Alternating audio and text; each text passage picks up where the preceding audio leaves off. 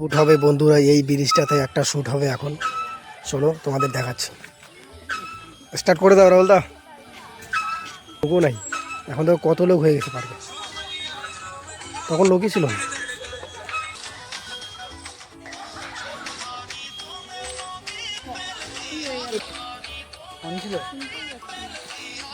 না শুনতে তো পাচ্ছিস না।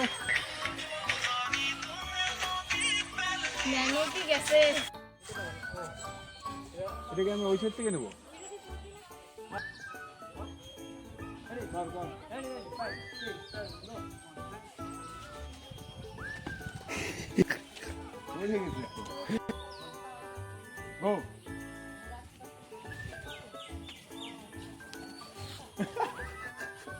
ক্যামেরা বন্ধ করে